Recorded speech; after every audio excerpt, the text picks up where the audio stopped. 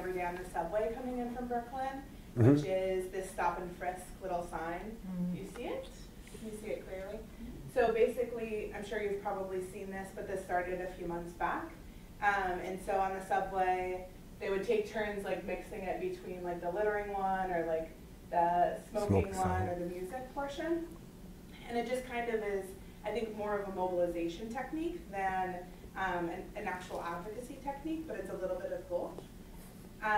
So I thought about using different slogans and using the same sticker technique for tactic for this campaign, and then also including things like a picture of those guns and saying your neighbor could legally own all three of these, just for attention.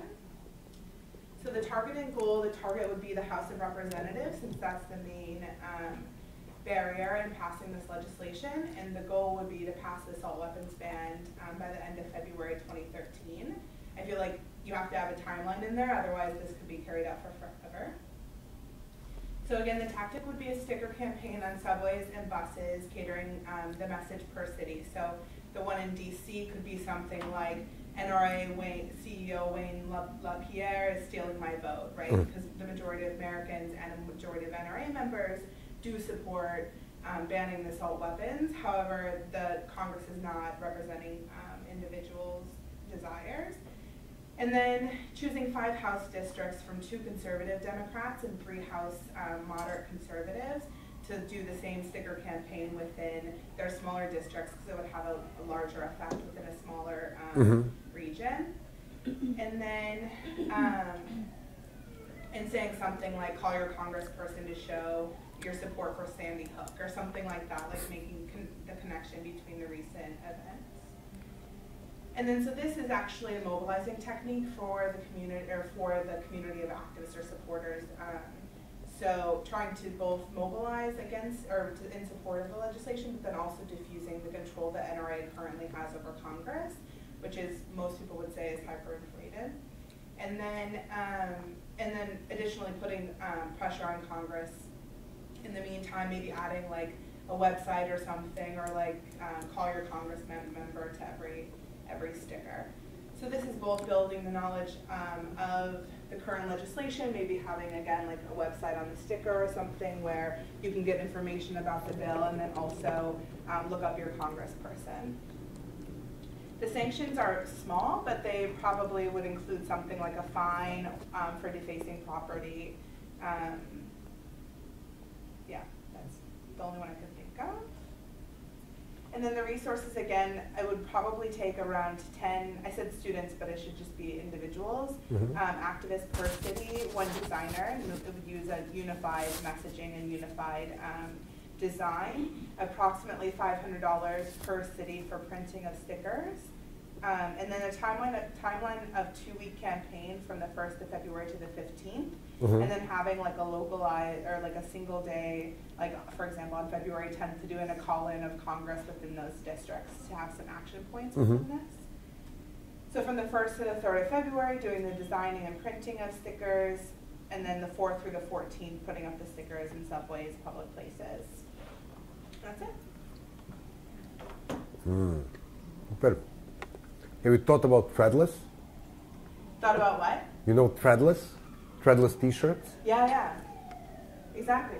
I mean, I think that this stop and frisk, like the stickers and the posters that they were putting up, I saw them all over Harlem when I would go to Harlem, all over Brooklyn, and that happens to be the area where there were huge protests. I mean, I'm not saying it's just like this kind of public, like these little stickers that did that, but it seems to be like in the place that they have these like symbolic, it just kind of reminds you of the issue. Super, bravo. All right, Nick, it's you and us. Or you get fined. She calculated this in the risk. So she said if you do it illegally, we'll get fined, but we'll have a little fund, so we give it to the people who are fined. So we make sure that they're paid for it. Okay. High school gun show. Yeah, Wow. So I already our love it. campaign is called High School Gun Show. Okay. Our grand strategy is to get Congress to enact the President's, what we call Sandy Hook bill. Okay. That's been put before the House for a vote on March 1st. we had a unique opportunity to take advantage of the groundswell of support for a ban on assault weapons, high-volume magazines, and the closing of the ridiculous gun show loophole that doesn't require background checks on anyone buying guns privately at a gun show. Mm-hmm. Well, Also, now you make it. Okay. Yeah, I like it. The pyramid, yes. So what's our strategy? We need to show lawmakers that their current voter base and their future constituents will not forgive them if they fail to pass this legislation. Mm-hmm. You've got to hit Congress where it hurts, and we know that congressmen, while claiming to be public servants with truly altruistic motives, are really just interested in staying in power, and they do what essentially the voters wanted to do. Do we have the numbers? Well, the CBS New York Times poll this month found the legislation supported by 9 out of 10 Americans. Polls take What does Rasmussen says? 1 out of 10 Americans. Well, polls are, we believe we have the numbers anyway, particularly with our key constituents. So, what's our tactic? Oh. We are going to hold simultaneous demonstrations in high schools across the nation, led by local families and relatives of recent high-profile gun crime. Pretty much every neighborhood in America somewhere has got someone, a victim of gun crime. Mm-hmm. Unfortunately, that horrible statistic works to our advantage. We will formulate a unified declaration or a statement of purpose to make sure that we are sending one message. One message. And that message is, Congress, get off your asses and pass this legislation. Mm. The rally will be attended by school kids and their parents. Kids can't vote, parents vote. Mm-hmm. We believe that we can get the parents there because, hey, Mum, Mm-hmm. Dad, you're coming to this rally, aren't you? You're coming to this rally. We can get those kids to work on their parents for weeks before the actual rally itself. What's this rally going to look like? We're going to have 26 kid-sized coffins draped in the American flag at each location around the flagpole. 26 coffins for 26 victims of Sandy Hook. To get the word out, we're going to develop a Valentine's Day sticker campaign in local high schools to ensure high turnout. Love is sensible gun control. Show your love on March 1st. We're going to make sure that not only the high schools, but everywhere around town is plastered in these stickers. Our blue sky idea is to extend this to junior schools, high schools, and universities, where we're going to rebrand schools for that day. Every high school, every junior school will be We Are Sandy Hook. Every high school will be called Columbine. Every university, We Are Virginia Tech. Mm. What does this accomplish? First, it demonstrates the authority. It shows Congress and the media and the general population that the vast majority of current voters and the next generation of voters do support this. As we said, we have the poll numbers, but this shows us visibly that people will come out and stand around a flagpole, patriotic, and this is what we want Congress to do. It mobilizes voters, and it shows that we are in the majority, and it builds our knowledge and skill base by developing relationship with youth and generating a youth movement, and it also builds the youth and their parents' knowledge and skills around this issue that is largely misunderstood. The possible sanctions, although we're not calling school presidents and principals and guidance counselors and saying, will you organize this? We're going through the students themselves. There is a possibility that some schools will not be in support of this and will say this is not allowed. If students go ahead and organize it anyway, there's a chance that they may face repercussions such as suspension. Given the number of high schools in this grand country, our plan B is to concentrate these simultaneous demonstrations in key congressional districts. We need to figure out how many votes are needed, whether the vote is February There's or no March. targeting. And exactly, and where are those strategic votes? We started our idea today by looking at which congressional delegates are funded by the NRA, and that just seemed so vast to us that we really need to focus on the people that we can potentially swing. wherever their funding is coming from. And we'll take those individuals and hope that they are more vulnerable to conversion than the far right, perhaps, and focus our efforts in the demonstrations in those key districts. Yeah.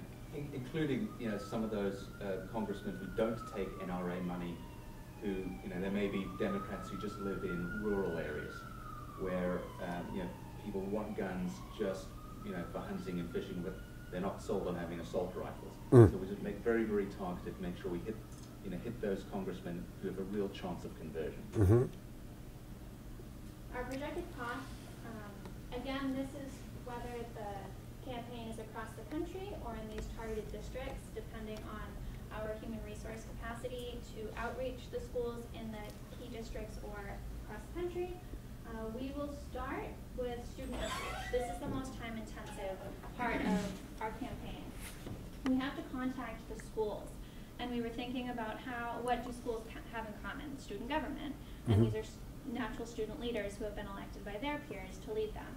So to get to the student government members, perhaps there's a National Student Government Association.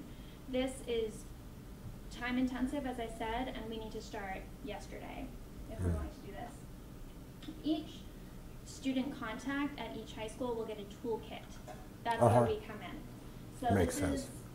This is a tool that's used in many campaigns. It was used in the Obama campaign. You get a physical toolkit in the mail, and inside, if we have it nationwide, we'll just have the link to the sticker artwork, and students can go online and print it out and make their own stickers. If we decide that it's more effective just to target specific districts, then we'll actually send the stickers ourselves, and we'll send the link. We'll have 26 American flags for those coffins, as well as a how to build a coffin for under $5 guidebook for under those American flags. We'll also have talking points, and this is really critical. This is what we're starting today, is coming up with an inclusive message, a very clear message, and we'll have talking points for the leaders, the parents, the members, to speak to media, to speak to their family and friends, so that everyone, potentially, who's a part of this membership across the country is on the same page and knows what they're talking about. We'll also initiate a Facebook site. At all of these preparations and demonstrations, we'll have photos uploaded, and you can also download our toolkit on the Facebook site. We'll have cameras in key congressional districts, and all of them will send their footage to us, and we'll have a central editing facility and distribution resource to send to national news. We'll have advanced media outlet outreach, but we would also like to have some kind of compilation to show that this is indeed a national movement. I mean, and all of that sort of thing costs money, and even this costs money. But really, what we wanted to do there is make sure that we're not relying on news networks to be at a bunch of different schools at one time. We make it easy for them. Apologies for the journalists here. Sometimes journalists can be a little bit lazy. If we give them quickly, put together some great B-roll footage that they can just use, that can really help us get our Makes a lot of sense, yeah. Control the message. Our timeline, we started with the assumption that the bill will be introduced to the House on March 1st with a potential vote a few weeks after.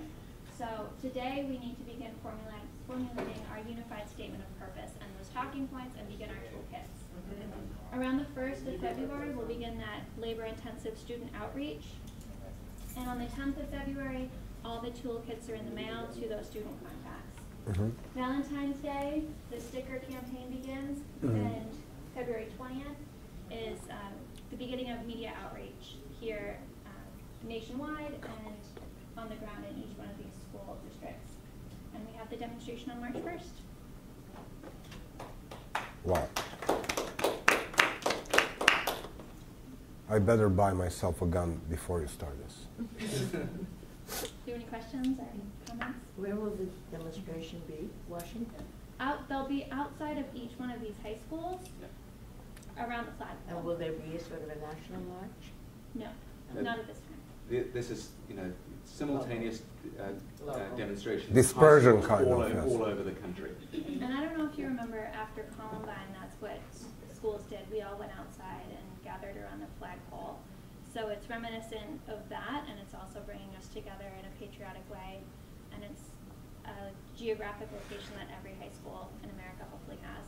And instead of it being this spontaneous outpouring of grief that where people go and they light candles at the flagpole, obviously this has a more coordinated function. This is more coordinated. How are you building the coffin for $5? Well, it's basically, you know, these are not, you know, put-to-purpose coffins. You've got to just try. Firstly, it's kid size, so it's pretty easy. So if you get some pretty strong cardboard, Oh, you know, I'm use sure. cardboard at the bottom. The I was flag trying to goes think, over I the was top like, of it what anyway. material could they So use that would be it's pretty much reinforced cardboard. That's good. And our vision is that they would look the same. It would be different people and different local stories. And from you know, demonstration to demonstration, you would have the school in the background, you would have the flagpole, and you would have the fairly uniform size coffins from our directions. Probably all you need is a good Facebook page where you can upload these things there as well. That can be a good addition. So the photo of the week or the best organized demonstration stuff. People love to compete, especially the young people. I mean, who can cover their school in the most stickers? Oh yes. You know, it's you want to see it being covered from top to bottom of the stickers. Super. Every time you talk about a campaign, it's just funny because I now think of only Obama. Like, this is Here. Obama's strategy. Like, he was a master organizer. That's a good question.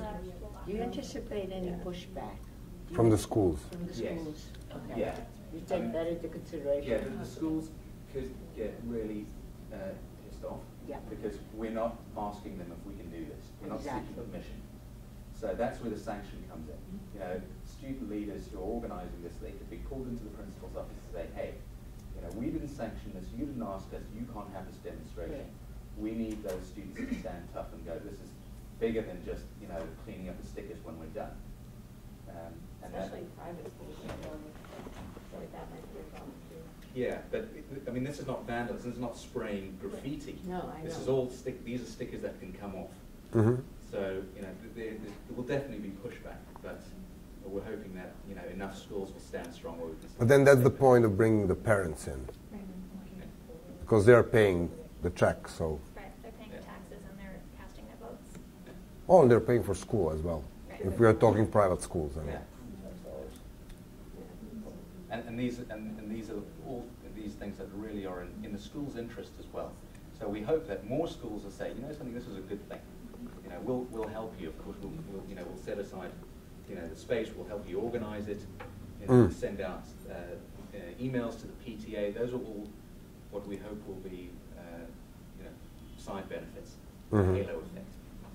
And also you can build from the pillar of teachers. So even if you don't have permission, you will talk to the teachers whom you assume would support you, and then, you know, have them on the event. You could talk to the teachers union. Not necessarily to the bureaucracy of the school, but to the teachers in persona, you know, in class. Yeah, maybe the teachers are like the policemen who sort of casually turn their backs when something else is going. You can see that. You know, we're not going to help you, but we're not going to punish you either. It's great. Bravo. Monday Gun Day, I like it. Oh, goodness. So our whole point, the whole campaign is structured around living in a world as described by the NRA where every American citizen is armed with a gun. Okay. If the NRA gets their way, every American should have a gun. Wayne LaPierre, after the Newtown shootings, basically said the only way to beat the bad guys with guns is to give the good guys guns. That means we should all just walk around with guns like Of the course. Wild West. Heavily on. So we're going to do Monday is Gun Day. We're going to give all New Yorkers a gun. Of course, it's going to be fake, very tongue-in-cheek. We're thinking about setting up kiosks, like lemonade stands, right, outside subway stations, and just blanketing the city and handing out toy guns. The gun is going to look like that, where, you know, it just turns on itself. So, of course, whoever has a gun, at the end, you're ending up hurting yourself. So that's the point. It doesn't even look real, so no one's going to mistake it for a real gun. Like a going to be neon colored plastic toy kind of guns. It's going to be very obvious that they're not real weapons, obviously. We don't want to send the wrong idea across. We're going to use propaganda that works in our advantage, statistics. Talk about NRA leader, obviously past events that have happened, college shootings, which is why we'll also stage a lot of kiosks around schools, campus shootings, things like that. We're going to target where there are kids, where there are students outside schools, where there are parents dropping their kids off to school, universities. You want to get the students. As for the statistics, we decided to do this flash mob on Monday from 9 to 5 below the Central Park. That's where most of the businesses are located. That's where people will be, and we'll be targeting 25 mostly widely used subway stations. We'll put 3 kiosks per station, so about 75 stations with 5 people at each passing the pamphlets as well as those toy guns. We'll be employing 400 volunteers. 25 of those will be photographers who will be posting videos and post them and photos on different social websites. We're also going to order about 250,000 guns. We assume it's going to cost about $5,000, so we'll go there and make a deal with them. So. For the alternative plan, figures show it's ridiculous. Something like in Japan, 2 people died of gunshot wounds last year, or all the last 10 years. In France, 3 people died. In America, something ridiculous like 40,000 people died. Those numbers are, they're stark. Yeah, we'll ask people to if suppose if it's in Japan, the person will carry out a bottle or anything back or anything, and they will write down the number of the people who will be killed, and then send it to us, and then we'll put on that Monday gun day. Some of you obviously have seen I Love You, Iran, yes? You know that? We'll watch it later. Okay, let's continue. Is that not an original idea? It's been done before? No. The pictures, this is fantastic. I mean, there is this crazy guy who done a TED Talk, and he's a graphic designer. You've seen this guy. We will watch this later. We just finished. But the idea was basically getting people globally around the iconic, so in front of, in France, you would have in front of the Eiffel Tower, yes. Am I stealing an idea and not knowing it? No, not you. I'm talking about I Love Iran.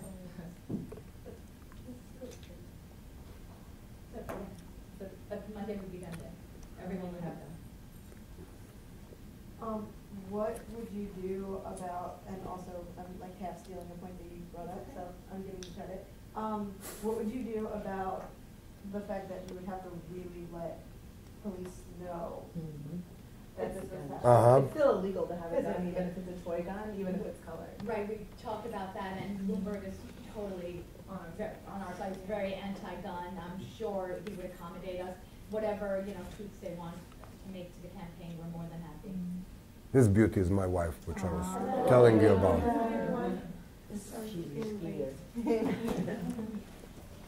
So yeah, we work with the administration, and I can't imagine them having a problem since he's so anti-gun. It would just be tricky. I feel like it would have to be neon. City, but we just stage the pictures and then we upload the pictures onto the internet. Spread it out that way. It's not actually physically done in New York City. Is this plan mobilizing supporters, or is this reaching out to additional supporters? It's mobilizing supporters, but it's also shifting people who are sort of neutral, or maybe even leaning towards more lax gun control. What about providing Congress members with toy guns? They can go through the security with it. It's cardboard. Yeah. Okay, so that I mean, this was more than I assigned, really. I mean, I thought that we needed to learn about the tactics and stuff like that. But you've done the whole goddamn campaigns. So. I did just a tactic. They're too clever. I will kick them out of class. We need to take care that we don't accept too clever students. There must be a limit. That's your job. In this. Bravo. So, I mean, thank you for your effort. These were very useful tactics. I think we learned a bit of something today. At least we learned how to look from the top of this pyramid and strategy and all this stuff. But most important, you try to understand that the nonviolent struggle is about targeting the stuff and knowing what you want very early in the process. And sometimes the things came spontaneously, like this guy didn't know what he would produce. But at the end of the day, when you look at the development of the campaign, then you see that he understands his tactical advantage. He plays both sides, becomes more inclusive, he mobilizes his troops, he's building with the people who may agree with him but are not contacted yet. He plays media very well. At the end of the day, he disrupts the opponent because, you know, the hawks from both sides, you know, faced with images like this, don't look like a very clever guys. And I mean, what we will talk about once you have a coffee is how this media and targeted communication is specifically important in nonviolent struggle. And we'll talk a bit about how the propaganda is structured and what is message and messaging, and you of course know this. And we'll also watch another short clip, because one of the things you want to do with your movement is to brand it.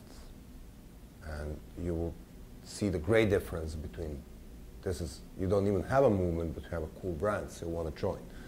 And if you have a cool brand, then this can produce more people joining your movement. So 15 minutes break, coffee, and then propaganda. With all the respect on Chairman Mao behind me,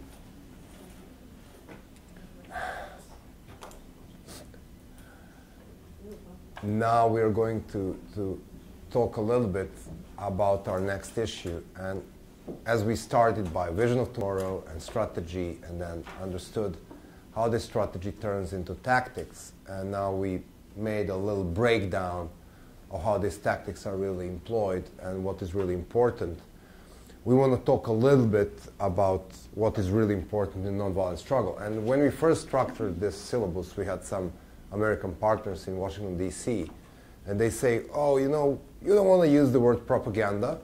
It's considered to be an ugly word in some politically correct environments. Oh, you may want to use targeted communication or something more savvy.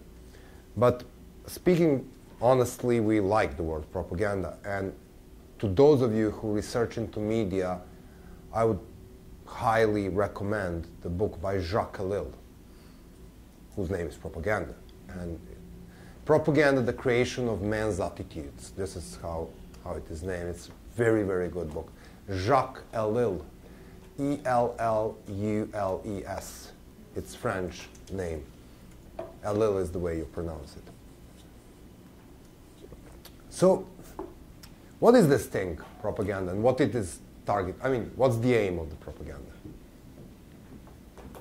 We obviously live with it, so you guys know it. Influence, yes. Inspire. It sometimes inspire, yes. Manipulate. Manipulate, yes. Convince. So when we were talking about the Occupy Wall Street, then we were talking how this thing is like, you know, perceived and how perception become reality at some point. And I'll start by introducing you to the very old friend.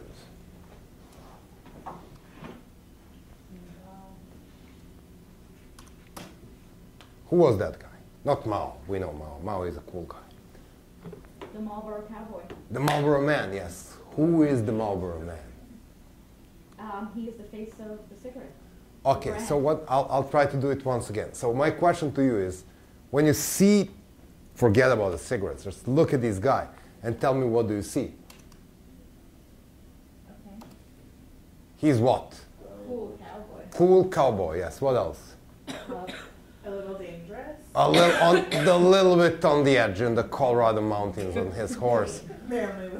Manly, mucho, macho.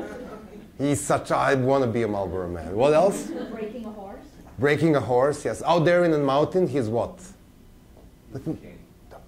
I'm so sorry. I will write this down so somebody has a piece of paper.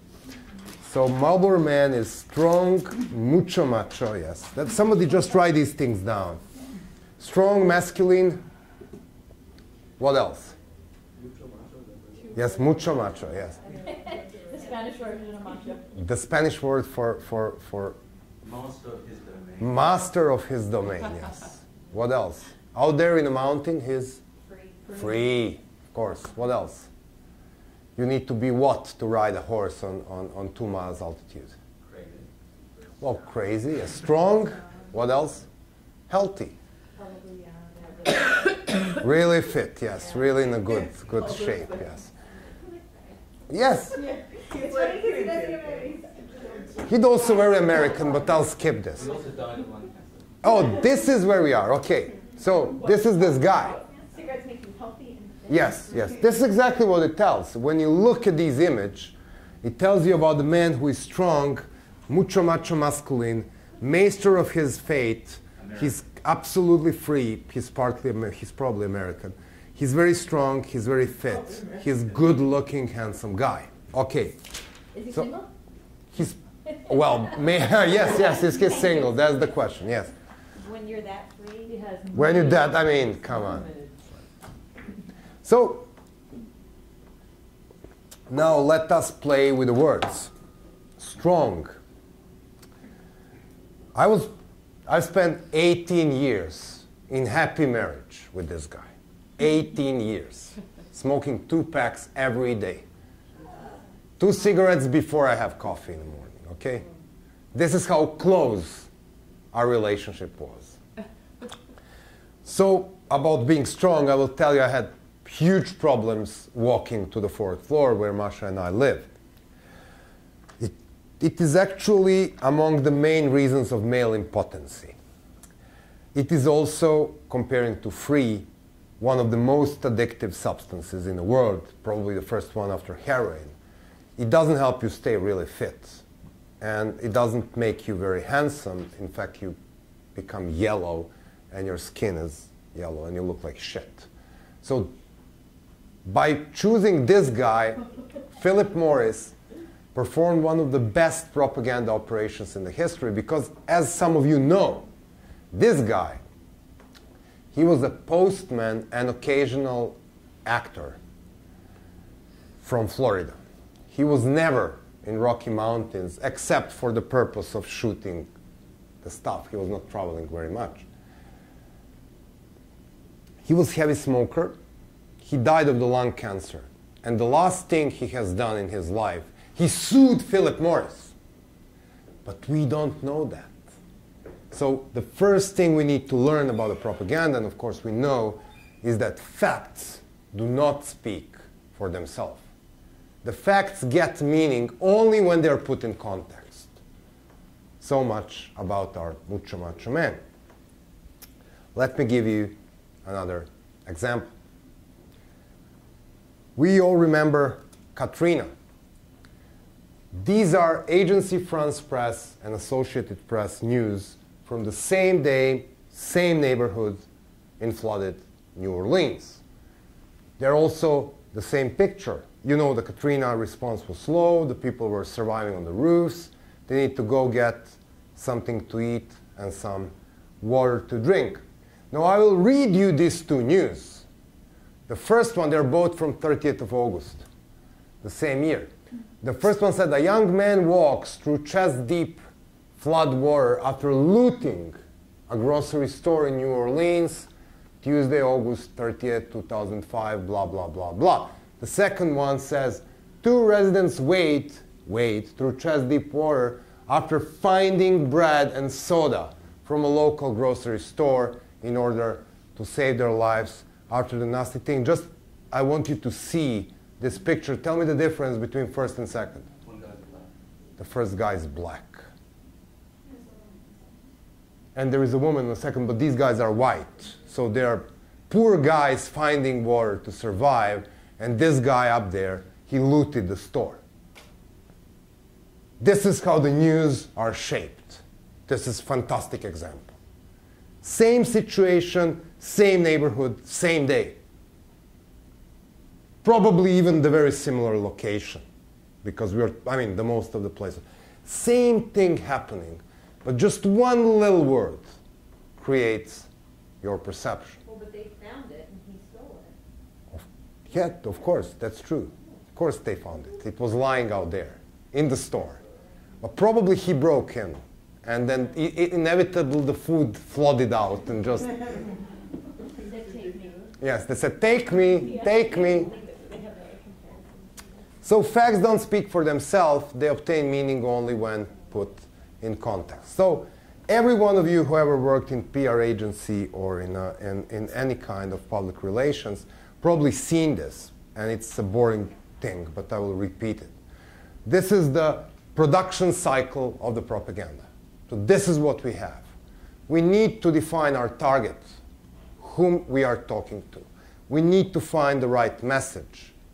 What do we want to say? We need to look at the right messenger, how we are going to transfer this message, and we constantly need to watch the feedback. Okay, let's try to play a little bit with a political propaganda. We were talking gun control. Who is our target? Government. No. American citizens. American citizens. Give me a little bit more narrow to the target. Yes, we want to influence the government, but actually the people whom we are talking are basically the parents of the kids, and they vote. This is what you guys told me. So we want to influence the target audience to make this crazy guys who rely on the votes to change their decision, because we already understood that it has no sense talking to these guys. They don't listen. They vote the way they are paid, or they vote the way they will get more votes next time in their constituency. That's all what they care for. So we forget about these guys and we talk to their constituencies. So this is why it is important to select the right target. And then some of you were also talking about narrowing the target. So it's not talking to all the parents, but we want to look where we have these MPs who can shift their decision, and we want to talk to this narrow constituency. So of course you selected the very cool messages like, Gun Day, Monday, all of this stuff is very cool. These are your very clever messages. To select a message for gun control thing is an easy thing. Whether we are talking about how the guns spread, or we are talking how easy it is to buy it, or whatever we search for, but it's very easy to tailor the message.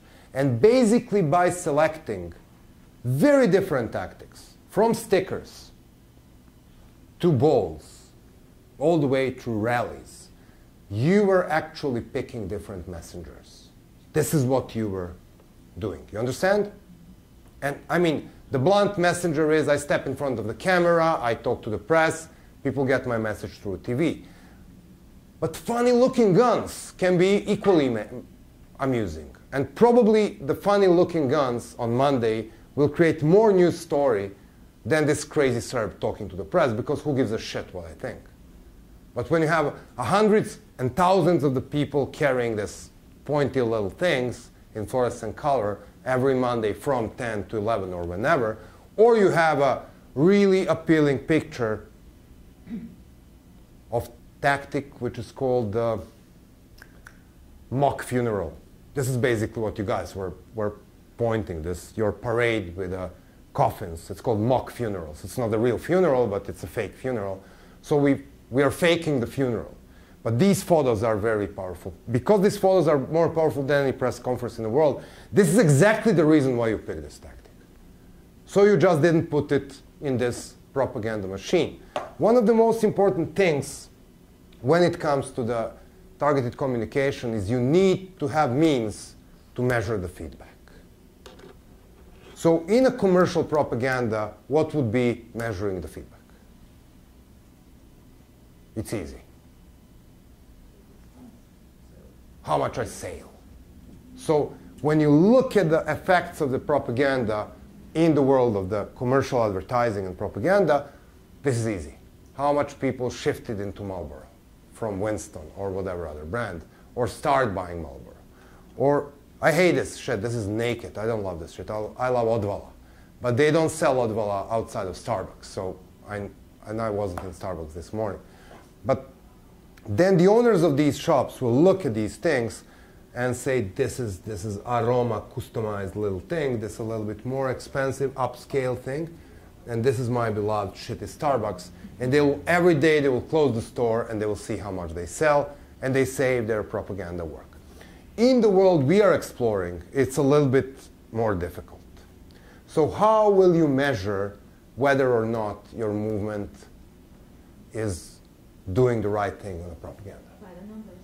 By the numbers. So whether this is something imaginary like the number of the people supporting you, or this is the number of the hits of your website, or this is the number of the people who physically join your movement or they appear on your event. But the only way to measure your feedback is by numbers. This is probably the trickiest thing when it comes to the propaganda, because very often these smart asses who are running movements, they think that their messaging is very, very successful, but they never turn around themselves to see how many followers they have. Or they spend too much time in virtual world. They say, I have 10,000 Twitter followers and I have 12,000 likes on my Facebook page, but in the real world I can make 50 people march. Coney 2012. You remember that?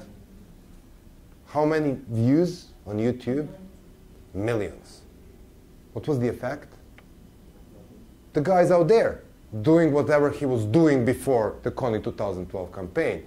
We may do something Coney 2013 now, because we are already in the next year. So this is basically the way the propaganda engine operates. So every single movement, so first of all we need to know our target audience. Before we start preaching our stuff, it's like when you talk to probably what you guys know is that the way to bribe a Serb is either to mock him with Dunkin' Donuts or to give him a piece of the good meat. Because what I was telling you at least 3 times here, that every time Serbs wants a healthy meal, he eats a vegetarian. So you definitely are not going to try anything with salad, with meat. This is not going to work with a Serb. Or if you don't know, you can always do the survey. You can ask somebody who lived in Balkans and tell how the Balkan people feel about tofu, for example. Okay, so you need to do your homework before you start your propaganda. But basically, there are like 4 target audiences, to use this very ugly term from the world of spin doctors, that we are talking. And we need to know who these guys are and what the hell we want from them. Every single movement against, or for pro-gun control or against gun control or whatever it stands, pro-democracy movement, pro-human rights movement, pro-environmental movement, clean my neighborhood from the dog shit movement, talks to 4 types of audience. First, members and supporters. Second, wider audience. So these are these guys, including my opponent supporters, that I want to switch to my side. And they're very different audience from my supporters.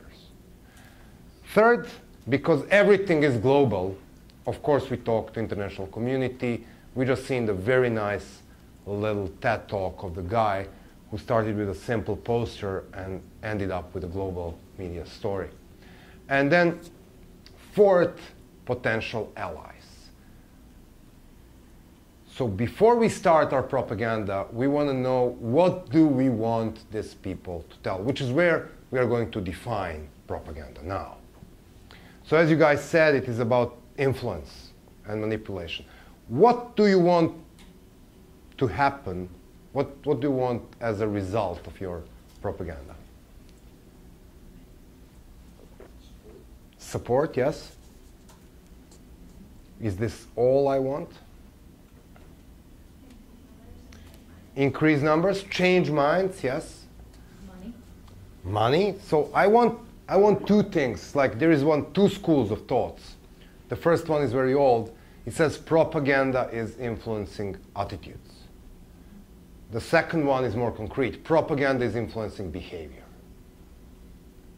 So the real answer is I want you to go and buy Marlboro. Every day, twice a day, regardless of consequences. And I don't want you to buy Dunhill. I want you to buy only Marlboro, because this fills my pocket. So it is about influencing people to do things on a let's shift this ball and say, I want you to quit smoking. I don't want you to arise awareness that smoking is not healthy. I want you to quit. And I want you to quit now. So it's same with the popular movements. Politicians, they don't want you to love them. In fact, they don't give a shit if you hate them. They want you to vote for them. Even if you hate them. They're perfectly happy with you hating them if you vote for them. You understand? So this is what you want with your propaganda. You want to make people do things. So what do you want your members and supporters to do, and how do you want them to feel?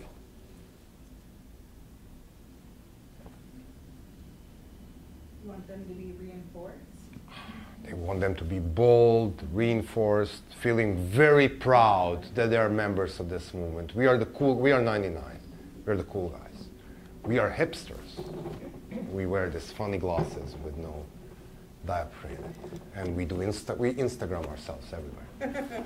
What else? You want them to expand, garner more support from other people. Of course, you want them to go viral and involve even more people in this. You want them to tell everybody how cool this movement is and how it is important that we gain numbers. What else? If there is a risk affiliated with our activity, you want them to be ready to take the risk, whatever it takes. It's like you've seen these Egyptian boys. They don't give a shit about the tear gas, about the rubber bullets. They would rather be dead than leave the square. This is the power of the targeted communication. These people believe in things. And they keep reinforcing each other and emboldening each other. And this is a certain type of the propaganda. You have a very similar thing in a corporate culture. Any of you working in a big corporation? Yes. How do you call this? What? This type of propaganda aimed on these guys who work in the same house or corporation. Well, it's sort of culture building. Yes, culture building or internal PR. This is like, we the Starbucks people, we sell good coffee. And we never drink this crap here. You understand? And we care for environment. We are not like other coffee houses. Okay? I'll buy that. So this corporate culture has a completely same effect as you want to attain on your own membership and support in the movement. Now, wider audience. How do we want to look to those on the outside? You want to look like dirty hippies camping in a square? No. We want to look cool because people join cool things. We want to look normal because if I can imagine my mother being there, then maybe I will join. We want to look like the people with the common sense. We want to look like the people with a plan because people tend to follow people who leave the impression that they have a plan. Whether they have a plan or not, or even if this is the bad plan. But you know, if we are in trouble in this room, probably this guy will take the leadership. He seems like he has a plan, and he has this stand, or whatever. And then you want these people to shift. If they are in the pillars of the support, you want them to shift towards you, to accept your point of view, to listen to you. And for them, it is completely different set of messages and completely different set of propaganda. If these people are, for example, members of the police force, we want to tell them how important for this country is to have somebody to serve and to protect. And there will always be a need for somebody to serve and to protect. So you keep reassuring these people because you can't convert somebody you threaten to kill. So this is another channel for you of propaganda. Potential allies. Who would be the potential allies in your gun control movement? Teachers or potential allies are always organizations. So it's teachers, unions, teachers, organizations. Victims, of course. Who else? I was going to say victims, but I'm trying to think if there's like an organization that represents them. Law enforcement? Law enforcement, because they get threatened by these guns. Who else? Have you thought about the hunters? Because if you don't approach hunters and tell them this is not about reducing your possibility to kill a deer or two throughout the year, they would be your best friends if you approach them on time. Otherwise, they can portray you as threatening them, and you will lose tens of thousands of people who love to hunt without any idea or passion to have an assault weapon ever. Would you assume the hunter knows that you don't need an AK-47 to shoot a deer? It all depends on your attitude. If you approach him and educate him, he may know. But you assume that he doesn't know shit. You assume that he doesn't know anything. But you make a list of your potential allies very early in the process. That was a big problem. I mean, look at the Russian movement. Fantastically inspiring. All the cool people are against Putin. They are teasing him to hell. We'll talk tomorrow about this dilemma actions and stuff.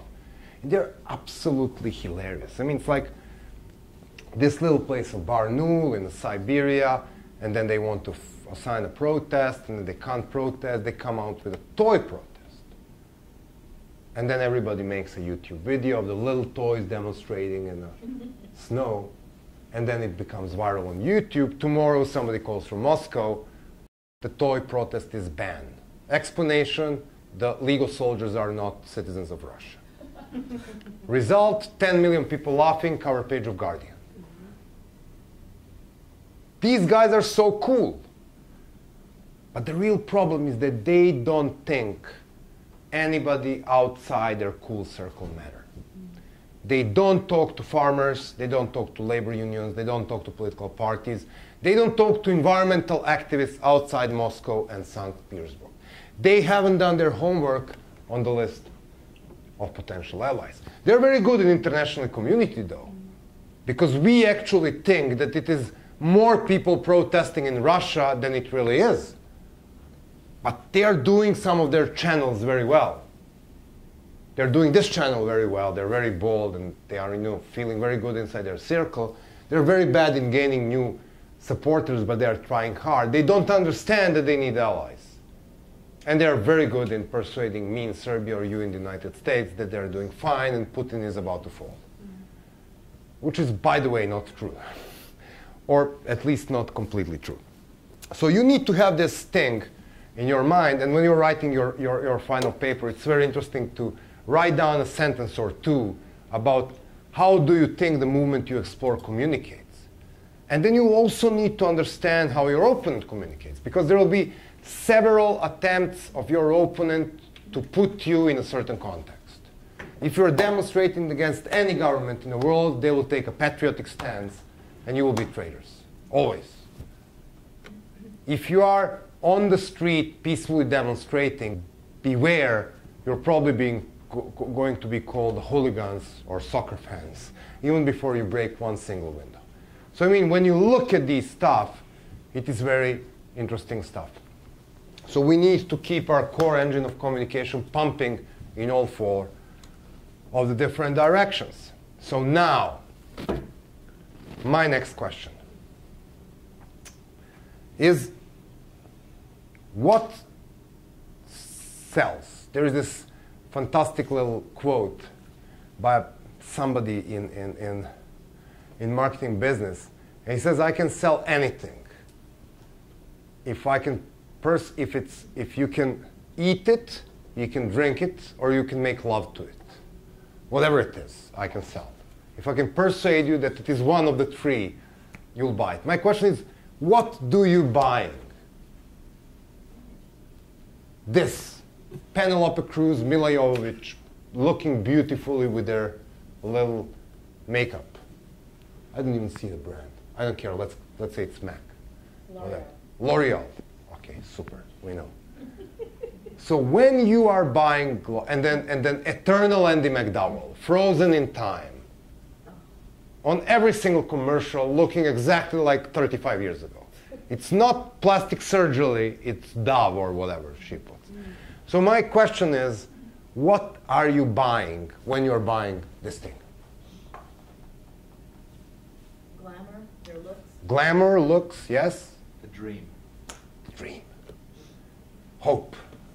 You're buying the hope that all it takes to look like her is to buy this product. You remember we were talking yesterday about Mr. Proper in Europe and here. Monsieur Proper. You're buying the dream that all it takes is you're sitting and you're watching TV and this home chemistry will do the job for you. So you will not need to destroy your arms, by washing dishes. So you're basically buying the dream. There is absolutely no difference between male brain and female brain when it comes to this. Because what we see on another side of the slide is what? Doesn't even need to say Mercedes. You only see the sign and you know. And what are you buying when you're buying a Mercedes? And you're talking to the big Mercedes fan. Status. So basically you are not buying the safest, fastest, most durable vehicle on the market, which Mercedes is. You're not buying lower consumption, high durability, big stability in the snow, which Mercedes is. What you're buying yourself a ticket to the elite. This is what you're buying. Or at least this is what brings the decision to buy. And then elsewhere you have a rationale, oh, buy this car because they're very safe. No, you bought this car because they're Mercedes. And by the way, the good news is that they're pretty safe. But what you are buying, you're buying yourself a status. So this is what brands are, and this is what brands do to us. Now, for something completely different, this is the people will charge you $500 an hour for producing this thing to you, and it's very, very easy. So this is how it goes. Unfortunately, I will need to turn the lights a little bit down just for you to see this graph. This graph is called SETI, Strategic, Emotional, Tactical, Informative. Forget about it. It's a complicated name. So what sells, as we agree, is it a fact? No. It's emotion. So we get an emotion that I want to look like any, well, I don't want to look like Andy Mandala, but there are a certain number of women who want. So I mean, it's like when you look at these things, it's what you're doing. So you start this from information to emotion. So propaganda engine works the way you start here, which is absolute indifference. You don't know anything about what's happening in Maldives. When I say Maldives, what do you think? Honeymoon. Yes, even worse, Tom Cruise is honeymoon. It's awful. Well, islands, yes? Beautiful sea, coconut trees, palms, sharks. Even the sharks in Maldives are friendly. There haven't been one single shark attack on a human being for 100 years in Maldives. This is how Maldives are happy. Well, then I start telling you a little bit of the information. I will tell you that it's a 300,000 people country who are living on 1.2 thousand islands. Now we know some facts.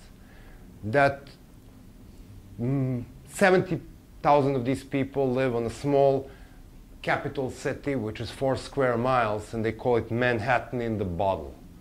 That's the narrowest streets in the world, and people live all the way, the buildings are all the way to the sea. Maldivians are very tiny little creatures. They're about this big. They're very cheerful, very talented, and very lazy. They were also having one of the best, one of the worst dictatorships in the history of the world. They had a guy called Gayoom for 31 years. Let me give you a few examples. First, what do you think should be the average income of a Maldivian?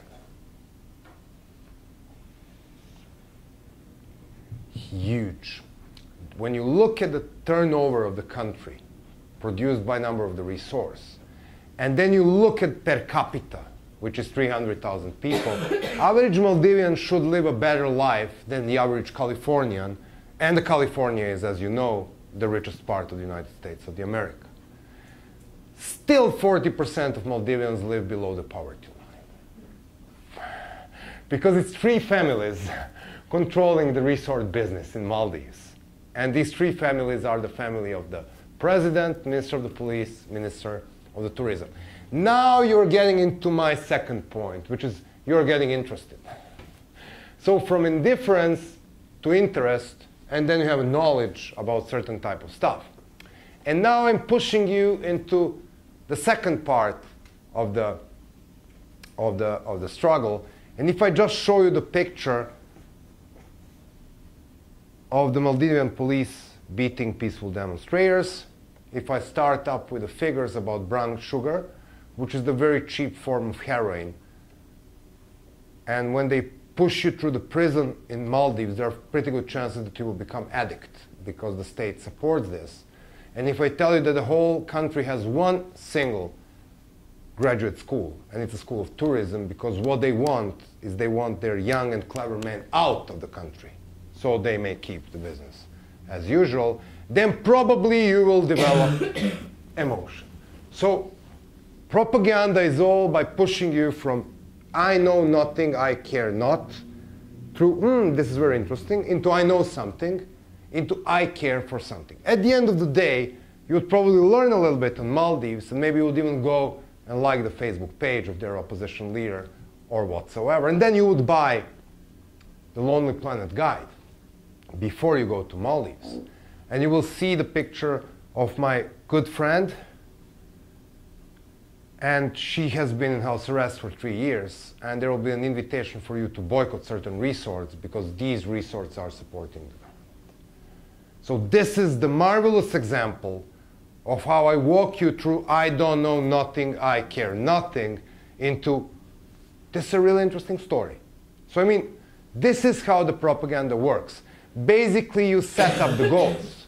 So you have these goals who are on the side of the information, whether they're strategic or they're tactical.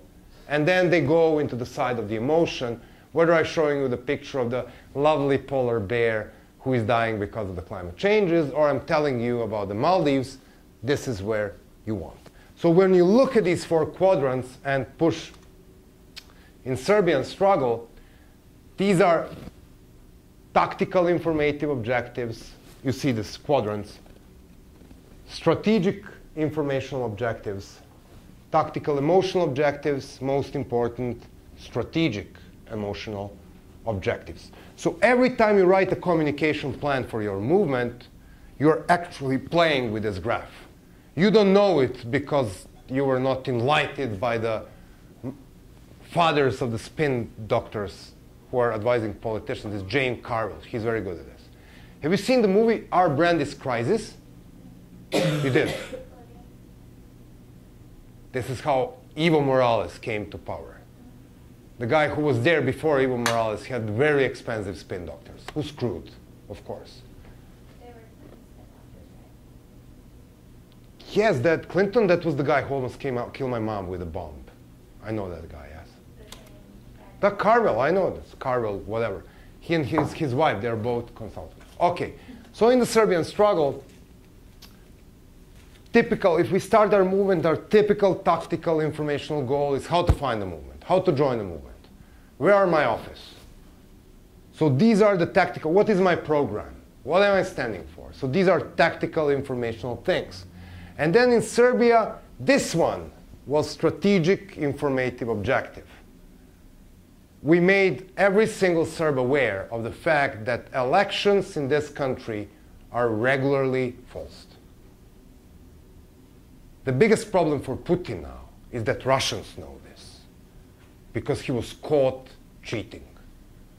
And this is a huge problem, because once you achieve this goal, whatever state says, you put in a question when it comes to the number of the votes.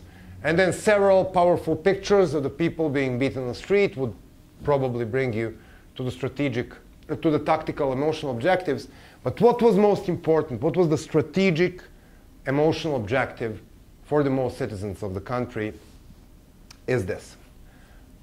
My mother and my father, they spent whole life in a TV business. They knew the technology of the news, they were sitting in a screen. I was always asking myself, how the hell my father, who was this big fat man, can fit into this small thing? Well, that stays secret till the end of my life. And then now even worse, these TVs are flat. But during the 90s, and during specifically this TV show, this state-controlled TV news, I would often find both of my parents yelling at the TV. they couldn't stand this thing. So this is exactly what your strategic emotional objective is.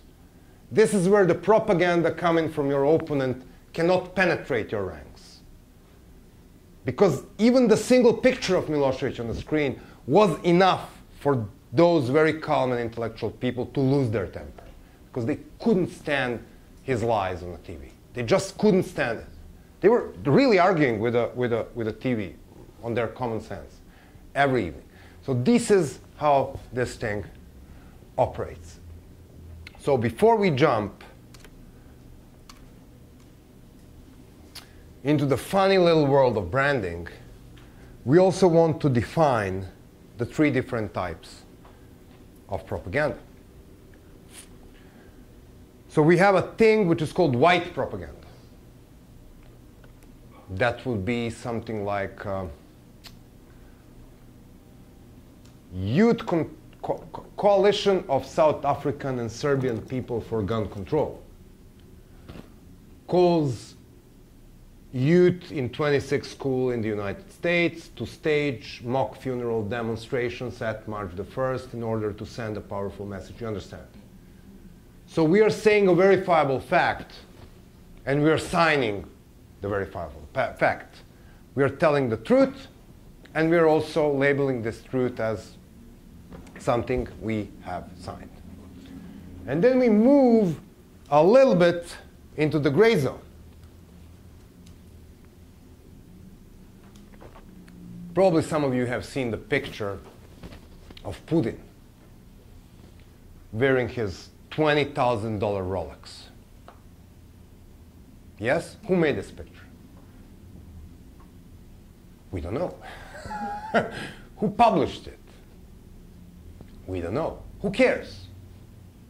So the gray propaganda is that you are putting the verifiable and truthful fact out. He really has this watch. But you're a little bit reluctant to sign it. So you don't really want to show your face. So this is why we call this thing gray propaganda. So we are still telling the truth, but then, somehow the author is not identified. And then we go to the black zone. And the black zone is often very difficult to define, and very unlike white zone, where you sign your thing and you talk about the verifiable facts, and the gray zone, where you publish a thing which is truth, but you don't sign it. In gray zone, you either lie about the fact or about the author.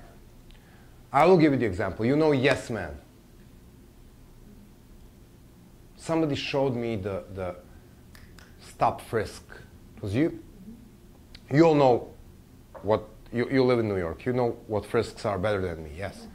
So I was, on my other class, I was meeting a very young, very brave, fantastically intelligent and inspiring young black student. And she's now going and giving donuts to the policemen and trying to get a question what they feel when they frisk people and to bribe them with donuts. And she knows her rights and she can't get arrested. And this is one way to deal with this problem. Well, there is this hilarious group of the people we all need to adore who are called Yes Men. These are 2 absolutely crazy. One is New Yorker, one is not.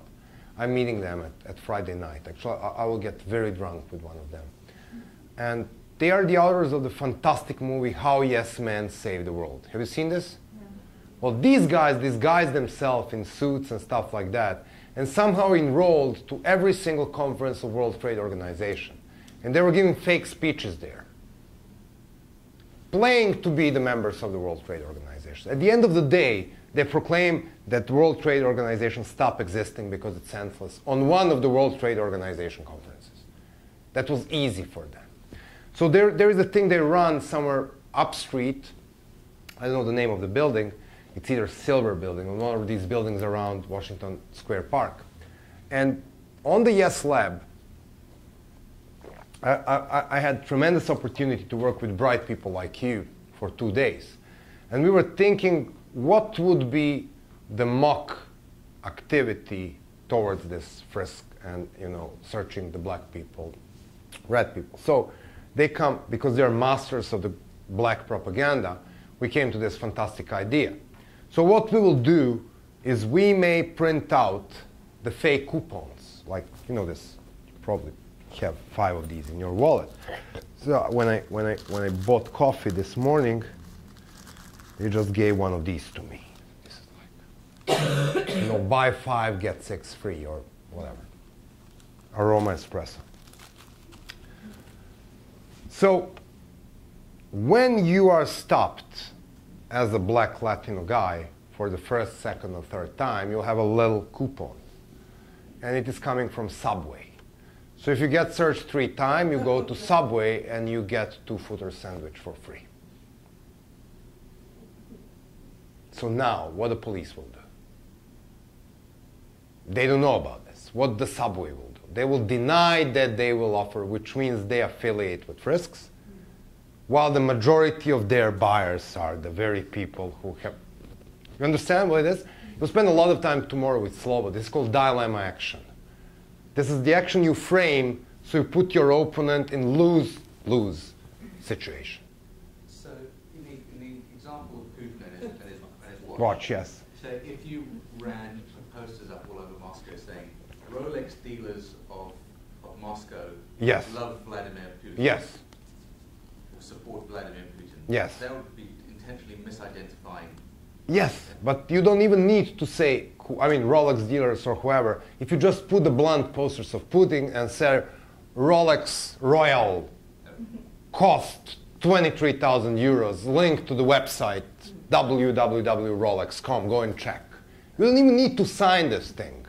It's damage. But if you want to, I mean, if that's still great propaganda. But if you say the Committee for Anti-Corruption Committee of United Russia, which is Putin's party, wishes to explore how Vladimir Putin got himself. Now we are talking about the black propaganda. So intentionally misidentify the source. We had this big rally in Serbia, first time the Otpor came out with the idea of bringing people on the street, and we were terrified because the weather was bad. We are not really the organization who was calling people for marches. We are still very small. So we didn't really know how to make people thrilled. So what we were doing, we had all of the students' organization stamps. So we find a stamp which says the Student Union of Geographic Faculty. Normally people will affiliate the student unions with the state. They were state-controlled organizations leaning towards Milosevic. So we wrote up the fake press statement, which says that treacherous organizations of foreign mercenaries called Otpor has invited people to the place X to organize their rally, which is where they will be fed by American money and feed by American propaganda. And if you're really a patriot, you will never go there. And we send this to state TV news, and the stupid son of a bitches published it in their top show, and we got 5,000 people tomorrow, of course, because everybody was talking about it. So this is black propaganda. This is the blackest out of black propaganda. So sometimes you can do this thing, but you need to be very, very careful, because this is very problematic. I mean, if this is teasy, humorous things, then it is okay. But you know, you don't really want to say lies to the people, because it's the fastest way to lose your authority. And probably the best way is to play with the propaganda the way it can't damage you, or at least the way, if you're discovered, like with the Subway story, at least make it funny. So this is like Yes Man publishing last year that GM is getting rid of $100 million and they're donating it to the fund of the kids who are infected with AIDS because their mothers are pregnant. Whew. It's a fake press statement. Associated Press published it.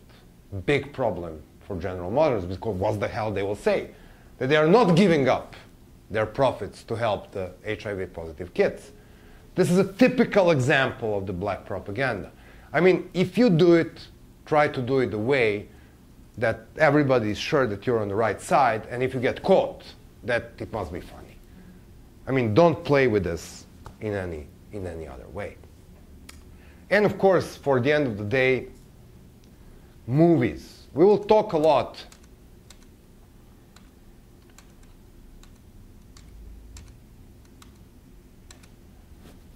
about different types of messengers. And we talk about 198 tactics, and we talk a lot about different stuff. And there's so many different ways we can communicate. We can do slogans and gesture caricatures, skywriting, air writing, banners, posters, stickers, outdoor advertising, recorder, music, radio, television, flyers, pamphlets, books, newspapers and magazines. It is also told, we will talk about this Saturday, that in the age of the 21st century, there are 3 very fast and efficient ways to spread an information. These are television, telecommunication, and telewoman. In some societies, rumors are a very powerful animal. Like, if you have a society where you have a huge media censorship, like Iran, then the people will believe rumors more than the official newspapers, because they know they shouldn't believe the official newspapers. So never underestimate the power of rumors. At the end of the day, we'll spend nice 11 minutes enjoying the Serbian creativity in a short movie called Branding in Serbia. Okay?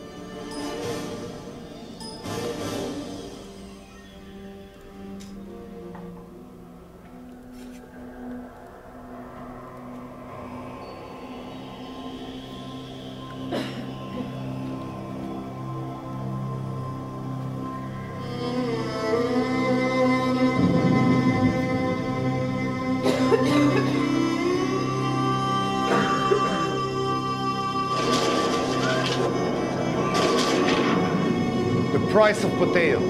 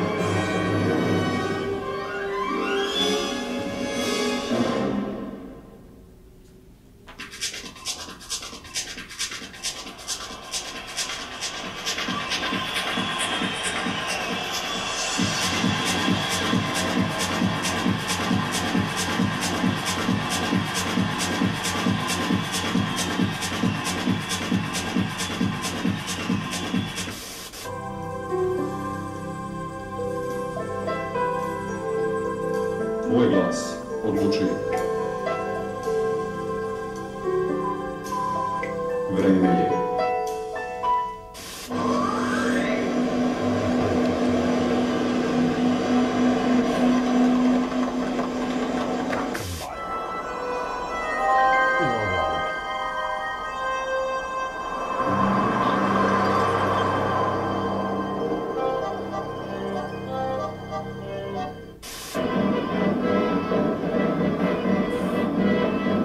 Već 10 godina pokušavam da skinem ovu fleku.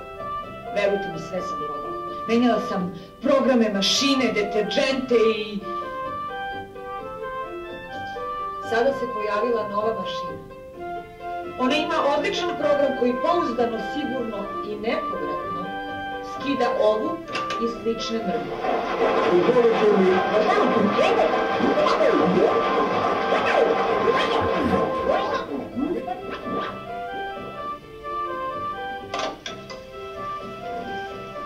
Vidite, deluje. Probajte i uverite se sami. Demonstracija novog programa glasačke mašine 24. septembra širom zemlje. Konačno, gotov je.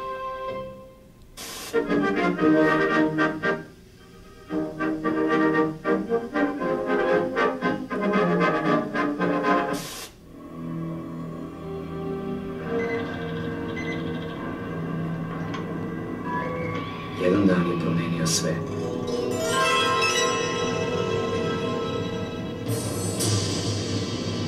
Ne zaboravite ga.